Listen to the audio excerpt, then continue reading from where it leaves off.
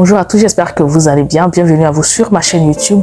Aujourd'hui, je vais vous partager 3 comportements qu'ont les chrétiens qui les privent de la grâce de Dieu.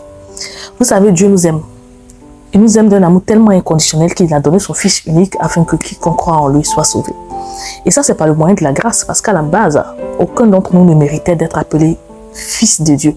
Aucun d'entre nous ne méritait d'avoir une intimité avec Dieu à cause du péché adamique. Et Dieu veut qu'on profite de sa grâce en abondance. Il est prêt à réaliser dans nos vies toutes les promesses qu'il a faites. Malheureusement, nous-mêmes en tant qu'êtres humains, nous-mêmes en tant que chrétiens, en tant que disciples de Christ, en tant que personnes qui avons décidé de croire en Dieu, par 3 comportements que nous adoptons, nous bloquons l'accès à la grâce dans notre vie. Nous empêchons Dieu de déverser de façon abondante et infiniment grâce sur notre vie. Et c'est ce dont nous allons parler dans cette vidéo-là. Pour ce faire, on va utiliser donc la Bible Logos. Et on va demander au Saint-Esprit de venir avec son Réma, ouvrir nos esprits et nous convaincre nos cœurs comme il se doit. On va aussi utiliser des témoignages personnels, aussi des exemples pour que vous puissiez comprendre ce que je vais vous dire. Et à la fin, on va prier ensemble. Voilà, pour que Dieu nous accompagne dans le processus d'évolution et qu'il nous aide si jamais nous adoptons sans le savoir ou sans le vouloir un de ces 3 comportements dans notre vie de tous les jours. Voilà, donc je vous encourage à regarder cette vidéo-là jusqu'à la fin. N'oubliez surtout pas d'aimer la vidéo, de vous abonner à mon compte et de la partager pour aider de nombreuses autres personnes. On se retrouve après le générique. On va commencer par une petite séance de prière pour confier ce moment au Saint-Esprit. Éternel mon Dieu, Dieu grand Dieu d'amour, Dieu de paix, je veux te confier ce moment que tu as bien voulu qu'on passe ensemble. Je te dis merci de m'avoir utilisé, de m'avoir choisi en tant que canal. Je ne suis personne, je suis brisé, je suis faible, mais c'est moi que tu as choisi, tu as voulu que je passe ce message à tes enfants. Que je sois carrément effacé, que ton Esprit Saint vienne leur apporter ce dont ils ont besoin. Dans un premier temps, je vous ai parlé de la grâce. Je vous ai dit que Dieu veut qu'on puisse profiter abondamment de la grâce qu'il nous donne. Et c'est quoi la grâce? La grâce est la faveur de Dieu envers les personnes qui méritent le jugement. Ça, c'est d'un point de vue typiquement chrétien. On va aller d'un point de vue général. Vous savez, on dit souvent que le président a gracié telle personne, le président a gracié tel prisonnier. Ça veut dire que c'est quelqu'un qui a commis un acte répréhensible. Donc, il a fait quelque chose de mauvais. Et pour cela, il va en prison. Et c'est ce qui est normal. Donc, en principe, il doit faire peut-être, en fonction de la décision du juge, 5 ou 10 ans en prison. C'est la normalité. Mais par la grâce, parce que le président lui a fait grâce, il sort du jour au lendemain. Est-ce qu'il mérite cette grâce-là? Non. Est-ce que l'erreur qu'il a commise, qui a fait qu'il ait été en prison, n'est pas grave si elle est grave? Mais parce qu'il y a eu grâce, il sort du jour au lendemain. Donc la grâce en elle-même repose sur le fait qu'on a une faveur qu'on ne mérite pas. Donc ça veut dire que de facto, pour pouvoir profiter de la grâce, donc de la grâce de Dieu, dans le cas dont on est en train de parler ici, il faut se considérer comme imméritant. Donc le premier comportement qui empêche les chrétiens de profiter de façon vraiment très généreuse de la grâce de Dieu, c'est le fait qu'ils se considèrent comme méritants. Il y a beaucoup de chrétiens aujourd'hui qui disent « Oh, je crois en Jésus-Christ, je l'accepte comme Seigneur et Sauveur personnel », alors qu'au fond, ils sont encore sous le coup de la loi. Ils ne sont pas sous le coup de la grâce. Parce que Jésus est la représentation de la grâce de Dieu pour l'humanité. Si vous mettez sous le coup de la loi en pensant que vous allez devoir mériter le salut et tout ce que Dieu doit vous donner par vos propres efforts et que vous méritez cela, vous voyez que vous vous disqualifiez. Vous n'êtes plus éligible. Pour être éligible à profiter de la grâce de Dieu, il faut te considérer comme quelqu'un qui ne mérite pas. Dès que tu commences à te considérer comme une personne qui mérite d'avoir la grâce de Dieu, qui mérite d'aller au paradis, qui mérite d'avoir telle ou telle bénédiction, parce que toi, tu vas à l'église chaque dimanche, parce que toi, tu respectes la parole de Dieu, tu ne mérites plus la grâce. Dieu même parfois veut te bénir. Il est prêt. Il dit, ma fille là, c'est qu'elle m'a demandé, je dois lui donner. Mon fils là, c'est vrai, il péchait, mais je dois lui donner telle ou telle chose qu'il m'a demandé. Mais quand Dieu veut venir donner, puis le diable vient dire, mais Dieu, tu n'as pas dit que la grâce c'est pour les gens qui ne méritent pas. En principe, c'est comme ça. Dieu dit, mais ton fils dit, il mérite. Le voilà là-bas. Il dit, il mérite. Et voilà, il dit. Et ça bloque Dieu. Dieu ne peut plus rien faire. Parce que bien que Dieu soit amour, qu'il veuille bénir ses enfants, Dieu marche sur sa parole et sur des principes divins. Il ne peut pas aller au-delà de ces principes divins, sinon il va se renier lui-même en tant que Dieu. Et puis, laissons même les principes divins. On dit la grâce c'est pour les gens qui ne méritent pas. Toi, tu dis tu mérites. Donc, tu n'as pas besoin de grâce. Oui ou non? On va prendre un verset biblique. On va aller dans Luc 18, verset 10. 2 hommes montèrent au temple pour prier. L'un était pharisien et l'autre publicain. Le pharisien debout priait ainsi en lui-même. Oh Dieu, je te rends grâce de ce que je ne suis pas comme le reste des hommes. Tu vois? Je ne suis pas comme les autres. Qu'est-ce que tu crois? Hein? Qui travissent les gens injustes, les adultères, ou même comme ce publicain, tu vois, l'autre là. Je jeûne 2 fois par semaine. Je donne la dîme de mes revenus. Attends. Moi, je ne suis pas comme les gens. Moi, je suis un vrai chrétien. C'est pas comme le faux chrétien là. Ça, c'était moi, ça, tu vois. Vous sentez, si vous vous sentez un peu dedans, écrivez en bas de la vidéo en commentaire Amen. Si vous vous sentez dans ce que j'écris, pardon, écrivez Amen. Comme ça qu'il priait. Et pendant ce temps, le publicain qui était à côté disait, il n'osait même pas lever les yeux au ciel. Il se frappait la poitrine en disant, oh Dieu, sois apaisant avec moi, qui suis un pécheur. Je vous le dis. Ça, c'est Jésus qui dit. Celui-ci descendit, il parle du publicain, de sa maison justifiée plutôt que l'autre. Car quiconque s'élève sera abaissé, et quiconque s'abaisse sera élevé. La parole de Dieu est chic. Non, c'est trop chic. C'est chic quand le Saint-Esprit t'enseigne. Vous voyez un peu ce que je vous disais. Le pharisien n'avait pas besoin de grâce, puisque lui-même il méritait. Il fait les jeûnes, il donne sa dîme, il donne ses offrandes. Mais le publicain, là, il est allé vers Dieu, Seigneur, je suis pécheur. Donc directement, il profite de la grâce, puisque la grâce en elle-même, c'est une faveur imméritée. Donc c'est ceux qui se considèrent comme ne méritant pas la grâce qui peuvent profiter de la grâce de Dieu. Donc dès lors que vous vous considérez comme une personne qui mérite la grâce de Dieu et qui doit même demander des explications à Dieu, Dieu, pourquoi tu m'as encore béni? Vous ne pouvez plus profiter de la grâce de Dieu. Le deuxième comportement qui empêche les chrétiens ou de nombreux chrétiens d'avoir accès de façon vraiment très excessive à la grâce de Dieu, celle-là même qui se renouvelle chaque matin, c'est le manque d'amour. C'est une façon d'être qui est assez similaire à la première, mais il y a des petites différences et vous allez comprendre. On va prendre le livre de Matthieu 18, verset 32. Hein, ça va. Le royaume des cieux est semblable à un roi qui voulut faire rendre compte à ses serviteurs. Quand il se mit à compter, on lui en amena un qui avait 10 000 talents. Comme il n'avait pas de quoi payer, son maître ordonna qu'il soit vendu, lui, sa femme, ses enfants et tout ce qu'il avait avec, et que la tête soit acquittée. Le serviteur se jetant à terre se proposa devant lui et dit, Seigneur, aie patience de moi, je te paierai tout. Ému de compassion, le maître de ce serviteur le laissa aller et lui remit la dette. Le maître, notez bien, le maître lui a remis la dette. Après qu'il fut sorti, le serviteur à qui on vient de remettre la dette là, après qu'il fut sorti, il rencontra un de ses compagnons. Lui qui lui devait 100 deniers, c'est-à-dire que lui devait plus là-bas, lui a remis. Il a rencontré un de ses compagnons qui lui devait une somme minime par rapport à celle qu'il devait. Il a dit à son compagnon, il saisit et l'étrangla en disant, paie ce que tu me dois. Son compagnon se jetant à terre le suppliait, disant, aie patience, enfin moi je te paierai. Mais l'autre ne voulut pas et il alla le jeter en prison jusqu'à ce qu'il ait payé ce qu'il devait. Ses compagnons ayant vu ce qui était arrivé furent profondément attristés et ils allaient raconter à leur maître tout ce qui s'était passé. Alors le maître fit appeler ce serviteur et lui dit, méchant serviteur, je t'avais remis en entier ta dette parce que tu m'en avais supplié. Ne devais-tu pas aussi avoir pitié de ton compagnon comme j'ai eu pitié de toi? Et son maître irrité le livra au bourreau jusqu'à ce qu'il ait payé tout ce qu'il devait. C'est ainsi que mon Père Céleste vous traitera si chacun de vous ne pardonne pas à son frère de tout son cœur. C'est vrai qu'ici on parle du pardon, ok? On parle aussi du manque d'amour. Vous comprenez un peu? Il y a beaucoup de personnes qui sont dans l'église qui sont chrétiens aujourd'hui grâce à Dieu. C'est-à-dire Dieu leur a fait grâce. C'était des pécheurs. Nous sommes tous des pécheurs.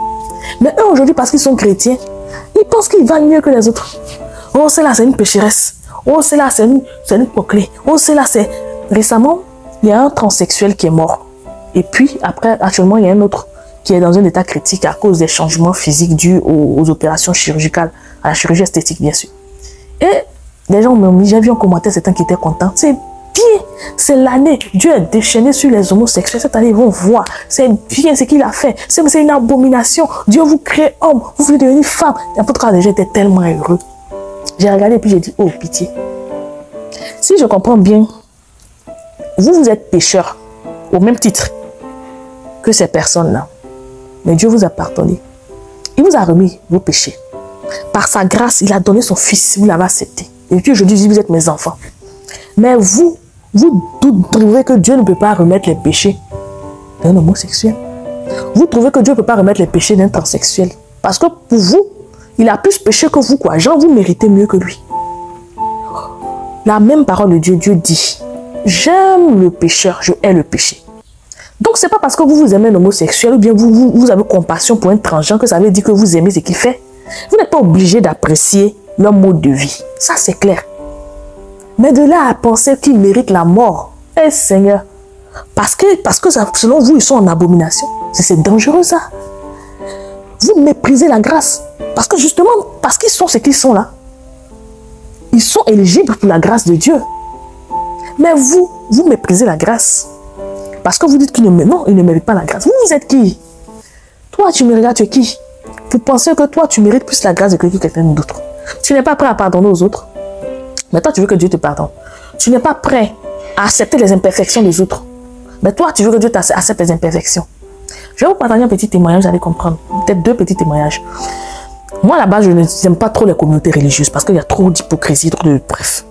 Donc, je reste chez moi à la maison et puis je gère en tout cas mon Saint-Esprit. Donc, Dieu m'a dit, par rapport à un homme de Dieu très connu, il m'a dit, il faut t'attacher à cette personne parce qu'il y a plein de choses que je vais mettre dans sa bouche qui vont te diriger dans ta vie de tous les jours. Donc, même quand Dieu veut me conduire dans ma vie spirituelle, il passe par ce monsieur. Dès que ce monsieur prêche, ça va avec ce que Dieu veut me dire. Donc, un jour, le monsieur prêchait sur l'amour en profondeur, en longueur, en largeur, tout ce que vous voulez. Et ce jour-là, Dieu me dit, bon, va au culte même. C'est vrai que je n'aime pas les communautés religieuses, mais je dis là, va au culte. Je dis d'accord. Oh, moi, je suis une go. J'aimais les mini. Tous mes trucs étaient mini. Et puis, ce que vous dites là, je m'en fous.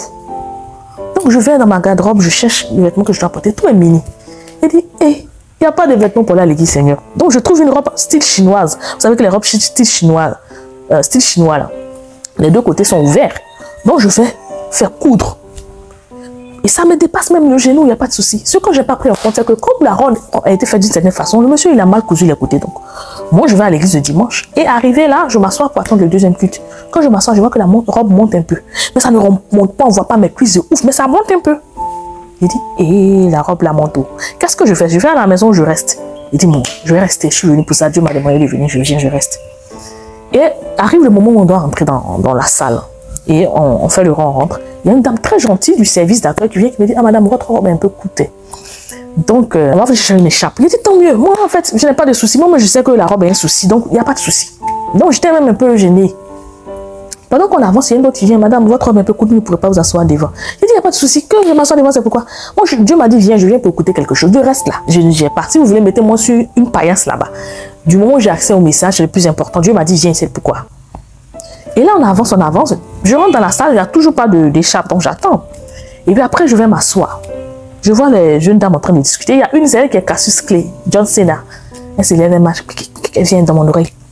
Mademoiselle, non, si elle m'avait dit mademoiselle, ça aurait été respectueux. Ma chérie, tu vois, avec un aîné, ma chérie, ici, la conviction, on ne porte pas ça. La prochaine fois, ne portez pas ce genre de choses. Dans mon oreille, il dit, c'est à moi que c'est l'air pas. Elle me connaît. Elle, c'est la fille, elle me connaît. Elle, me connaît. Moi, je m'en fous. Hein. Non, on est dans l'église. Le temple de Dieu, c'est mon corps. Si tu t'es. Ça dit, moi, en tant que moi-même, là, j'allais la laver du haut jusqu'à mais ça ne va pas quelque part. Je m'en fous de l'église. J'allais lui dire ce que je pense et puis je sortais de l'église. Et puis je m'en fous de ce que les gens allaient penser. Moi, je lui ai parlé cet esprit. Je dis, mamie, il faut te taire. Tu es venu pour écouter, on dit l'amour en profondeur. Il faut dégager l'amour pour la dame qui est là. Il dit cet esprit, c'est ce que tu me dis, oui. Il dit, ok. Moi, je ne suis pas de l'église. Moi, je suis pécheresse sous prétexte que je n'ai pas d'église. J'ai porté, je suis pécheresse, c'est ce qu'elle dit. Elle, c'est son église, c'est son pasteur, elle bosse de l'église. Oui, j'ai fini de dire moi. C'est elle qui doit manifester l'amour en profondeur. Pourquoi c'est moi? Cet esprit dit, il faut dire ça. Tu vois, un peu non. Il faut manifester l'amour en profondeur. Comme c'est le Saint-Esprit qui est mon carrefour, c'est mon terminus qui parle et puis j'entends. Je me suis tué. Je me suis assise. J'ai écouté le culte, c'était chic, mais tout au long du culte, là, mon ego a pris le dessus. Ça dit que ça m'a fait mal. Ce jour-là, j'ai su que Dieu a voulu que je parte là-bas pour toucher un peu à mon ego, parce que c'était quelque chose qui voulait briser. Mais cette fille-là, elle a raté une occasion d'avoir une grâce de Dieu dans sa vie. Parce que vu qu'elle parlait, tu sentais qu'elle était remplie de frustration. Sans doute qu'il y a quelque chose qu'elle cherche dans sa vie. Mais en se comportant comme ça, elle a bloqué l'accès de la grâce de Dieu dans sa vie. Parce que tu trouves que toi, tu es mieux que moi. Tu sais même pas, peut-être que moi, Dieu m'a appelé. C'était pour venir la première fois. Hein, tu vois, pour venir apprendre de Dieu. Tu devais me manifester de l'amour. Elle ne m'a pas manifesté de l'amour. C'est-à-dire, elle, Dieu l'a accepté avec ses péchés. Et moi, elle ne veut pas m'accepter avec mes péchés, avec mes manquements. Elle se permet de me juger, de penser qu'elle est mieux que moi, de me regarder de haut parce que Dieu lui a fait grâce. Mais tu bloques la grâce. Non seulement tu bloques la grâce, parce que tu ne mérites pas l'amour et elle n'est pas différente de ce monsieur-là, à qui on a remis sa peine, mais qui à son tour se permet d'étrangler les autres, de juger les autres, alors qu'elle ne vaut pas mieux. Vous comprenez un peu? Deuxième chose, j'ai assisté à un mariage, toujours dans une communauté religieuse, mais une autre. C'est pour ça qu'il y a des problèmes avec eux. Et le marié, il a fait venir ses hommes ses filles hommes d'honneur. Et il y en a beaucoup, la majorité d'entre eux n'étaient pas dans l'église. Il y en a un qui avait un très très joli style avec des druides sur le côté. Et au moment où il devait rentrer avec le marié, ils ont fait la mairie, tout, ça allait. Et au moment où il devait rentrer avec le marié dans l'église, il y a un diacre ancien de l'église d'un certain âge qui s'est permis de manquer le respect à l'homme d'honneur du marié parce qu'il avait des druides. Depuis le début, le jeune nous a raconté plus tard que il voyait que le monsieur avait un problème personnel avec lui à cause de ses druides. Et au moment de rentrer, il a tellement énervé le jeune était tellement énervé. Moi, je me suis tournée, j'ai vu. Parce que je connaissais le marié, je connaissais un peu. Mais le jeune a fait un effort, il a commencé à sourire, il est rentré dedans. Quand il dansait, parce que pour son pote, il fallait que le mariage se passe bien. Et puis il était dans une église, il voulait respecter ses dieux. Mais après, il en a parlé, tu sentais qu'il en avait marre. Et ce jeune vous dit aujourd'hui qu'il n'arrive pas à aller dans une communauté religieuse. Quand on vient dans les communautés religieuses, on doit recevoir de l'amour. On reçoit quoi? D'un jugement. Et vous qui êtes dans les communautés religieuses, qui devez donner de l'amour aux gens, c'est-à-dire que les autres sont obligés d'avoir plus de sagesse que vous. Finalement, Dieu parle plus facilement aux gens qui sont dehors, qui ne se considèrent pas comme mieux que vous. Et vous, il a du mal avec vous. Et vous êtes dans l'église il y a 15 ans, 20 ans. Il n'y a pas d'évolution. Je ne demande pas même d'avoir la voiture et tout. D'un point de vue grandi spirituellement, ce n'est pas possible. Pourquoi? Parce que vous bloquez la grâce de Dieu dans votre vie. C'est juste parce que vous pensez que vous êtes mieux. Vous allez voir les femmes aujourd'hui. Parce qu'elles sont mariées, elles vont penser qu'elles sont mieux que les femmes non mariées de l'église. Moi, j'ai vu ça dans l'église. Vous allez voir des femmes aujourd'hui, parce qu'elles sont mariées, elles ont eu des enfants dans le mariage. Elles vont penser qu'elles sont mieux que les mères célibataires. Et l'église même encourage ça. Quand je passe de l'église, je parle des communautés religieuses encouragent ça. Quand une femme est mariée, l'endroit où on la met est différent de l'endroit où on met celle qui n'est pas mariée. Vous allez voir que dans les communautés religieuses, on va considérer que le bébé qui est né dans le mariage a plus de valeur que le bébé qui est né hors mariage. Mais ça, ce sont des considérations humaines. Dieu, lui, il s'en fout. Moi, je suis pécheresse. Moi, je vais toujours dire jugement partout à Dieu. Même si j'ai péché par omission. Si aujourd'hui je suis ce que je suis, si aujourd'hui je vous parle, si aujourd'hui je respire, c'est par la grâce de Dieu, ce n'est pas par ma force. Donc, je ne peux pas aller me considérer supérieur à quelqu'un d'autre. Bien qu'aujourd'hui, j'ai repris ma vie de chasteté. Je ne vais pas me considérer supérieur à la prostituée. Et jamais, jamais. Lisez Luc 18, verset 9 à 14. Pardonnez, après lisez ça. Vous allez comprendre ce que je suis en train de vous dire. Si vous êtes chrétien, que vous vous comportez comme ça avec les gens quand vous considérez comme païens, sachez que vous bloquez la grâce de Dieu dans votre vie. Allez demander pardon et puis essayez de faire évoluer les choses. Le troisième comportement qui empêche de nombreux chrétiens de profiter de la grâce de Dieu, c'est l'orgueil. Je sais que vous en avez déjà entendu parler, vous allez vous dire « Oh, ça ne me concerne pas ». Mais l'orgueil, c'est quelque chose de tellement insidieux que parfois vous vous dites « Ah, moi je n'ai pas d'orgueil, ça ne concerne que les autres ». Et puis, au fur et à mesure que les choses avancent, ou bien qu'on donne des explications, vous vous rendez compte que vous faites partie du lot des personnes qui ont beaucoup d'orgueil.